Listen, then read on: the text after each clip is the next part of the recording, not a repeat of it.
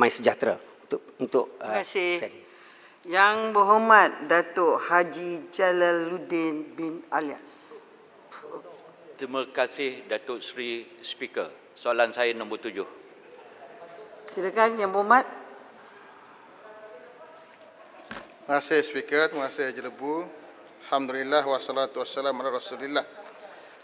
Berdasarkan data dan statistik daripada Jabatan Penangkar Malaysia, negara India merupakan pengimport terbesar minyak sawit dan produk berasaskan sawit negara pada tahun 2019 dengan kuantiti sebanyak 4.46 juta tan dengan nilai sebanyak 9.78 bilion ringgit Malaysia. Antara langkah yang sedang diambil bagi meningkatkan lagi pasaran ekspor minyak sawit negara, pertamanya kita perkukuhkan pasaran ekspor utama sedia ada, terutamanya ke negara India, China, Pakistan dan juga Amerika Syarikat. Di samping kita mempromosi produk sawit dengan lebih agresif untuk menembusi pasaran seperti di benua Afrika dan juga Asia Tengah, termasuk juga di Timur Tengah. Yang kedua, kita meningkatkan lagi aktiviti penyidikan dan R&D untuk menghasilkan produk baru yang mempunyai nilai tambah bagi produk hiliran komoditi seperti animal feed berasaskan sawit. Yang ketiga, kita tingkatkan lagi akses pasaran ke negara-negara lain menerusi perundingan perjanjian perdagangan bebas FTA 2 hala dan perundingan pelbagai hala atau serantau. Dan yang ketiga, kita laksanakan juga persediaan minyak sawit mampang Malaysia MSPO yang dijadikan mandatory bermula 1 Januari 2020. Dan yang terakhir, kita jadikan pengecualian duti ekspor minyak sawit mentah CPO dan juga CPKO sebagai satu strategi kita untuk meningkatkan harga. Terima kasih. Yang Berhormat, 30 saat ya. Datuk Seri Yang di-Pertua, ekspor minyak sawit Malaysia telah meningkat sekitar 24% yang tertinggi sejak Ogos 2019. Soalan saya Datuk Seri Yang di-Pertua, apakah status terkini ancaman boikot minyak sawit negara oleh kumpulan Eropah, China, India yang telah dilakukan ketika Kerajaan Pakatan Harapan dahulu? Dan yang penting sekali ialah saya nak tanya apakah pendirian kerajaan sekarang tentang bantuan tanam semula sawit yang telah ditarik semula oleh kerajaan PH yang menjadikan bantuan itu sebagai pinjaman 2% kepada penanaman sawit. Terima kasih Datuk Seri Yang di-Pertua. Terima kasih Speaker, terima kasih Haji Lebu. Pertama sekali tentang pasaran di Eropah. Kita berhadapan dengan kempen yang agresif daripada Eropah, tetapi strategi yang saya ambil ialah tidak hanya mengambil pendekatan defensif, hanya mempertahankan diri, tapi juga tindakan yang ofensif. Mana ofensif ialah pertama sekali kita menceritakan dan kita wawarkan kebaikan dan manfaat yang ada pada minyak sawit kita tu.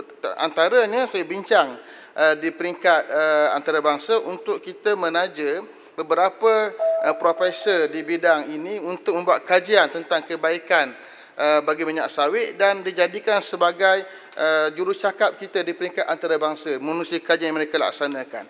Juga di peringkat Malaysia, kita telah bawa satu keputusan di peringkat kabinet, iaitu kita bawa ke sini ke mahkamah. Kita bawa ke sini untuk perbincangan di peringkat WTO menerusi mekanisme penyelesaian pertikaian DSM, yang mana kita sedang wujudkan sekarang ini tim perundangan untuk kita bawa ke sini sebagai support kita kepada Indonesia yang telah lebih awal mendahului kita membawa ke sini ke peringkat WTO. Terima kasih. Soalan tambahan kedua. Soalan tambahan. Ya. Simpulan. Dah banyak sangat orang Johor, boleh? Saya bagi orang Melaka. Orang Kelantan. Bagi orang Melaka. Tahu kan Negeri Sembilan kalau kerai. Suara orang Melaka saya tak dengar. Nantilah. Terima kasih. Timbalan Petua. Nanti saya belanja asam pedas. Asam pedas Johor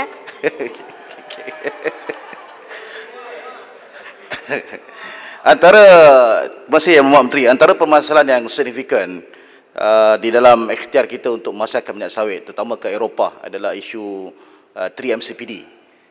Saya dimaklumkan bahawa ini walaupun terdapat konsensus di kalangan negara-negara pengeluar bahawa 3MCPD ini bersifat discriminatory dengan izin, tapi saya ingin tahu kenapa Malaysia bahawa ini tarik diri daripada pendirian itu. Dan bagaimana pula dengan kempen Love My Palm campaign yang kita laksanakan? Adakah ini tidak diteruskan oleh kerajaan sekarang? Terima kasih. Berhubung dengan kempen Sayangi Sawitku, saya telah bergerak untuk mengubah kempen itu kepada yang lebih baik insya-Allah, namanya iaitu Sawit Anugerah Tuhan. Itu pendekatan saya untuk sepanjang saya menjadi menteri. Yang kedua, berhubung dengan isu 3MCPD, perkara ini sedang kita bincang di peringkat industri kerana ada permintaan untuk mereka dibenarkan untuk mengambil dua level untuk kepentingan pemasaran sawit mereka di peringkat Eropah. Itu dalam perbincangan kita insya-Allah. Terima kasih. Menteri, Muhammad Ketua, Suparga. industri Last penting untuk orang Johor. Pendek je. Pendek. Soalan pendek. Soalan. Okey. Terima kasih Tuan Ketua. Berkaitan dengan lobi anti sawit di Eropah, saya kira kalau kita lihat kepada naratif yang digunakan ialah lebih kepada environment ataupun alam sekitar. Jadi kempen mereka bukannya kerana minyak sawit tidak berkhasiat ataupun tidak ada kajian tentang kelebihannya. Isunya ialah berkaitan dengan alam sekitar, pembakaran kawasan hutan untuk penanaman sawit. Jadi saya kira di situ kalau kita tersalah mengambil naratif, menawan counter naratif, saya rasa itu tidak akan memberikan kesan. Soalan saya, apakah di sana ada usaha sama di antara kementerian yang berhormat menteri dengan kementerian mewah dan juga mungkin dengan MOSTI dalam kita memastikan apabila kita melakukan counter lobby ataupun counter naratif, kita benar-benar mengikuti naratif yang sebenar, memperkatakan tentang isu yang sebenar. Terima kasih Tuan Speaker. Yang Berhormat Menteri, kalau nak jawab cara bertulis pun boleh. Terima kasih. Saya jawab secara lisan lah. Boleh jawab? Tadi. Boleh jawab. Pertama sekali, dalam strategi, ini strategi. Kita tidak boleh hanya mengikut arus kehendak daripada orang yang menentang kita. Membincangkan hanya di peringkat kemampanan dan juga peringkat lestari. Kerana itu kita buat naratif yang kedua, iaitu bahawa ini adalah anugerah Tuhan, bahan makanan yang terbaik untuk dunia. Maka dikala mana kita menceritakan kebaikan ini, maka kehendak ataupun lobi di peringkat Eropah yang sebenarnya mensasarkan untuk meningkatkan minyak mereka, minyak soya dan sebagainya, akan terkebelakang automatically. Yang kedua, di peringkat kemampanan atau di peringkat environmental ini, itu sudah ada MSPO yang telah kita gerakkan dan kita jadikan compulsory untuk semua para pekebun kecil, termasuk pekebun kecil, untuk dijadikan compulsory pada mereka bermula 1 Januari 2020. Artinya di peringkat kita telah dilaksanakan. Dengan naratif kedua kita kena bawa. Ini strategi yang saya bawa insya-Allah. Terima kasih. Terima kasih. Sekarang